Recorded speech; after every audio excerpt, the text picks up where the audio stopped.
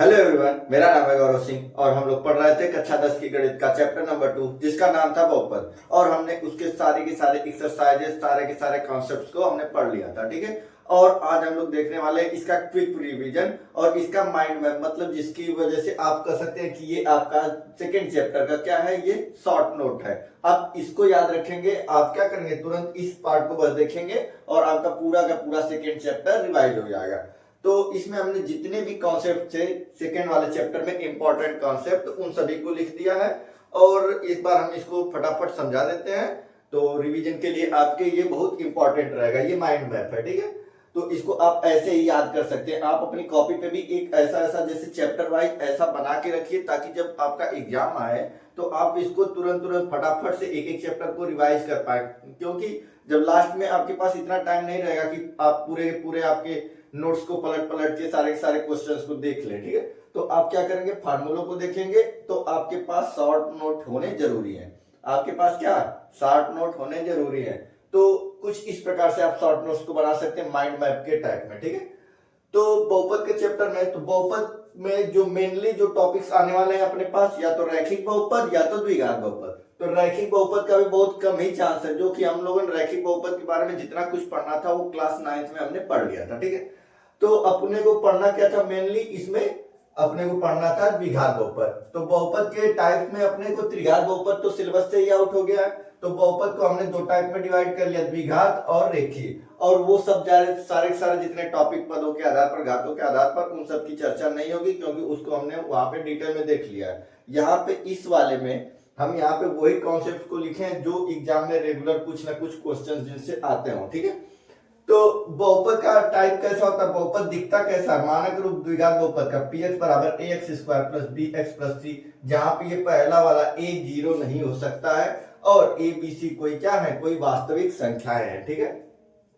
फिर उसके बाद हम लोग जानते हैं कि अगर किसी बहुपद की घात अगर पूछा जाए हमसे, अगर बहुपद की घात कभी पूछा जाए तो जो कुछ भी बहुपद दिया गया है अपने को, उसमें जो चर है, चर की जो सबसे बड़ी घात होती है उसी को हम लोग कहते हैं बहुपद की घात। तो बहुपद की घात px, कोई बहुपद px है तो उसमें चर की सबसे बड़ी घात मतलब अधिकतम घात को बहुपद की घात कहते हैं हम लोग, ठीक है।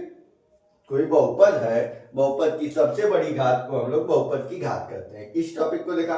फिर द्विघात बहुपद में हमने जब पढ़ा था, तो द्विघात बहुपद है तो जितने घात का बहुपद होता है उसके पास अधिकतम उतने ही शून्यक हो सकते हैं। इस बात को हमने आपको बार बार बताया है। जितने घात का बहुपद है उसके पास अधिकतम शून्यकों की संख्या उतनी ही हो सकती है।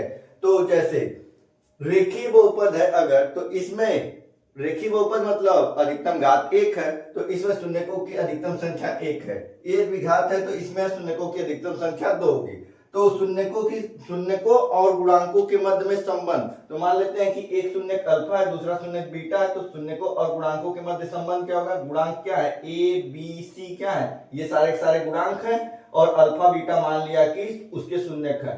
तो शून्यकों का योगफल बराबर होता है माइनस का b बटा a, शून्यकों का गुणनफल बराबर c बटा a।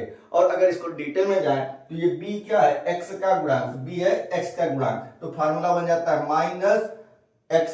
माइनस x का गुणांक बटे a क्या है, x स्क्वायर का गुणांक। तो माइनस x का गुणांक बटा x स्क्वायर का गुणांक। इसमें शून्यकों का गुणनफल बराबर c क्या है, अचर पद, शून्यकों का गुणनफल बराबर अचर पद बटा में x स्क्वायर का गुणांक, ठीक है।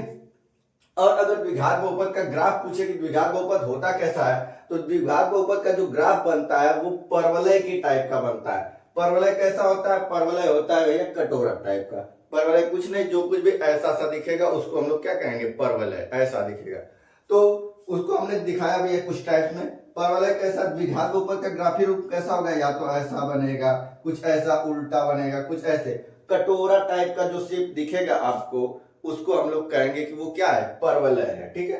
तो ये जो बना हुआ है कुछ आकृतियां इसको बना के दिखाया हमने, यही क्या है, इस फिगर को हम लोग क्या कहते हैं, ये जो रेड से बना है इसको हम लोग कहते हैं परवलय, ठीक।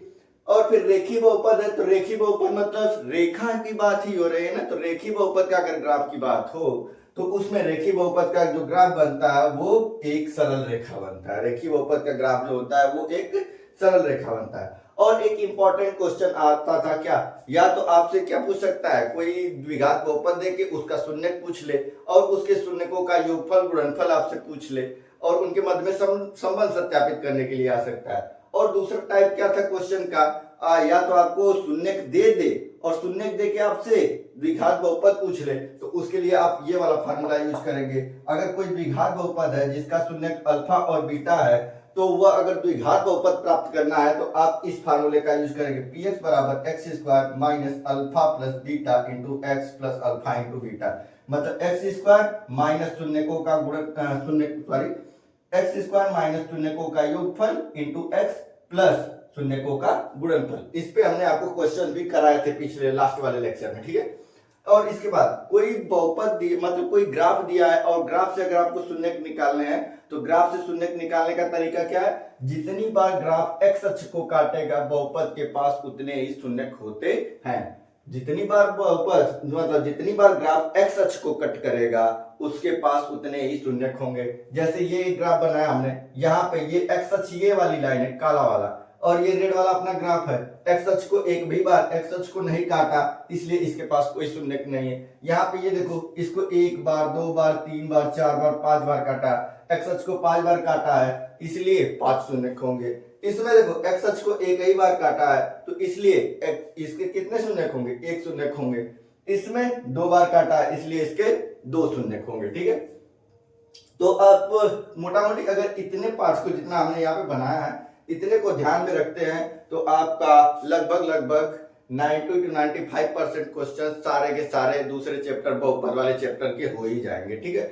और वो सारे कॉन्सेप्ट मतलब गुणनखंड विधि से शून्यक निकालना वो आपको आना चाहिए, क्योंकि उसका यूज जब हम लोग 4th चैप्टर पढ़ेंगे द्विघात समीकरण तो उसमें भी आएगा, ठीक। तो इस तरह से आप इसको देख सकते हैं। हम हट जाते हैं, आप इसका स्क्रीनशॉट ले लिए और इसका नोट्स भी बना लीजिएगा, ठीक है।